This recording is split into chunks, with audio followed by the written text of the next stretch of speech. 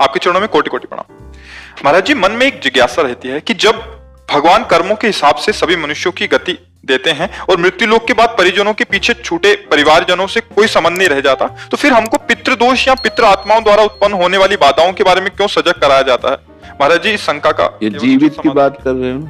जी, जीवित की बात कर रहे हो। ये हमारी भावना की शुद्धि के लिए है।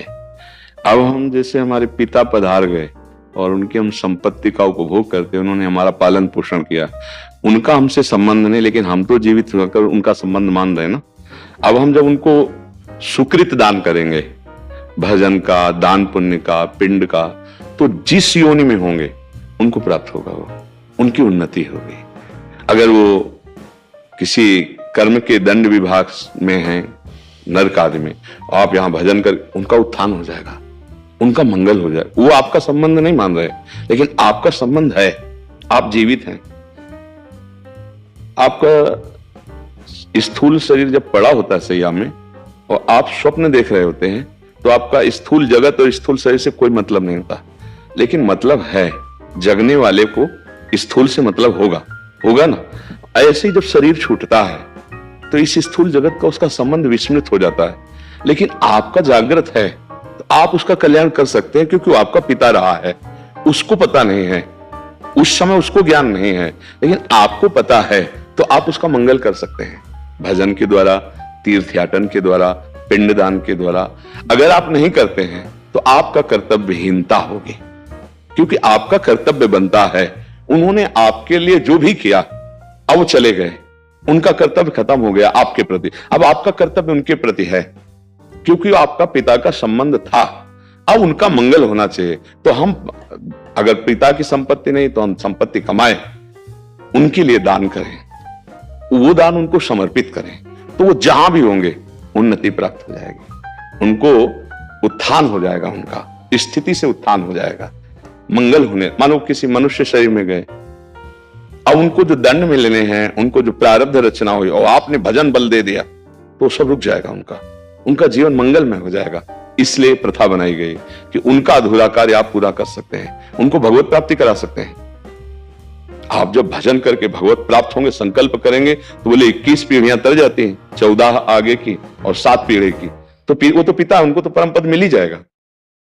उनको स्मृति नहीं है, आपको स्मृति है। अगर समझा कि स्मृति क्यों नहीं रहती, तो जैसे आप स्वप्न में होते हैं तो आपको जागृत शरीर की स्मृति नहीं रहती कि वस्तुतः मेरे शरीर को सुंदर सैया पर सुलाया गया है, मैं एक स्वप्न देख रहा हूं, ऐसा बोध नहीं होता। स्वप्न सत्य होता है और ये स्थूल शरीर का विस्मरण होता है, समझ रहे ना।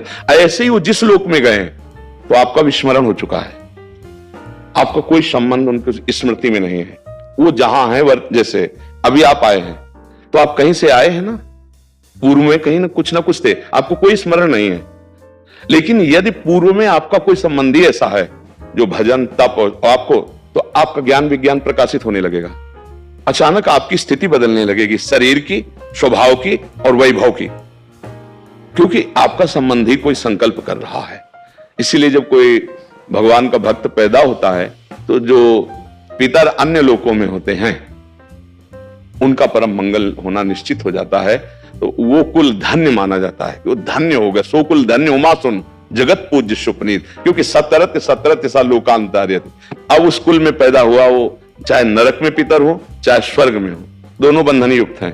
एक सुखास्पद है, एक दुखास्पद है, लेकिन दोनों से पतन होता है, दोनों गिरते हैं। नरक भोग कराते हैं, स्वर्ग भोग कराते हैं, लेकिन भजन बल वो उनको परमार्थ की स्थिति, परम पद प्रदान कर सकता है। अब पुत्र अपने पिता माता की क्या, पीछे की पीढ़ियों को, पितामह आदि को भी परम पद प्रदान कर सकता है। ये बात है, उनको हमारा संबंध खत्म हो चुका है, हमारा कर्तव्य उनके संबंध का निर्वाह करना है। जैसे बहुत लोग हैं, पिता के लिए गया श्राद्ध आदि करते हैं, यज्ञ कराते हैं, भोज कराते हैं, पिता के निमित्त वो उसको सुकृत प्राप्त होता है। जाकर के पिता के निमित्त से भागवत कराते हैं, जप करवाते हैं, कीर्तन करवाते, ये सब उसको प्राप्त होता है। तो वो जीवात्मा जो पिता बन के आया था, उसको पता नहीं है, पर आपके इस दान पुण्य के बल से उसके जो दंड विधान थे वो क्षमा हो जाएंगे और आगे बढ़ जाएगा। इसलिए कहा जाता है कि जहां पुत्र हुआ, परिवार में संतान हुई, चाहे वो बच्ची हो चाहे बच्चा हो, तो को पिता प्रसन्न होता है कि अब हमारी दुर्गति नहीं होगी। ये भजन साधन, अगर हमसे चूक हो गई तो ये भजन साधन के द्वारा मंगल कर देगा। लेकिन यदि ऐसा ना हुआ तो फिर पुत्र का होना ना होना बराबर है।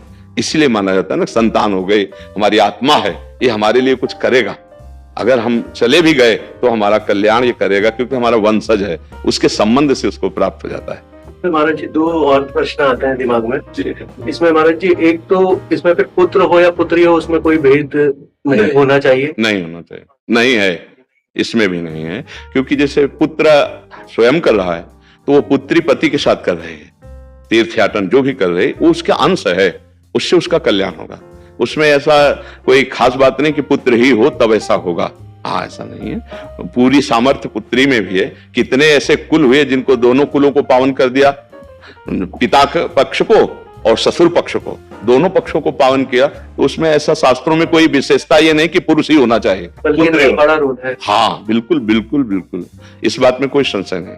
और दूसरा प्रश्न महाराज जी, जैसे जीवात्मा मतलब जब आत्मा मतलब अपना स्थूल शरीर को छोड़कर चली गई तो उसके बाद नरक गति और स्वर्ग गति और फिर मृत्यु लोक में भी दोबारा आ सकती है भोगने के लिए। तो फिर अगर किसी वो दूसरे स्थूल शरीर में चले गई तो उस समय पे भी यही संबंध रहता है, पितृ वाला ही, जैसे कि अगर आप बोल रहे हैं अभी बताया ना कि अगर वो किसी मनुष्य शरीर में गया है तो उसकी उन्नति होने लगेगी, उसकी बाधाओं का नाश होने लगेगा आपके संबंध से, उसको पता नहीं है। जैसे हम किसी के नाम पैसा ट्रांसफर करें और अपना परिचय हम ना दें और वहां तक पैसा पहुंच जाए तो धनी तो हो ही जाएगा ना। तो उसको पता नहीं, लेकिन आपको तो पता है ना कि मेरा जनक मेरा पिता है, अब जहां भी होगा उसको सुख पहुंचेगा, वो किसी भी योनि में हो। अगर मनुष्य योनि में है तब तो कहना क्या है, पर पता नहीं किस योनि में हो, पर उसकी उन्नति हो जाएगी, उसका परमार्थ पुष्ट होने लगेगा। उस जैसे कुत्ता है, एक कुत्ता है गलियों में मारा घूमता है, एक है गाड़ी में सुख पूर्वक घूमता है, और एक है भक्तों के पास भी रहता है, भक्त परिवार है, नाम कीर्तन कर रहे हैं, मतलब एक है धाम में वास करता है। कितने तो अब इसके सौभाग्य का जनसाधारण पुत्र थोड़ी करेगा, जो धाम में राधा नाम कीर्तन हो रहा है, डेयरी पे बैठा हुआ है, संत जन प्रसाद पाए उसको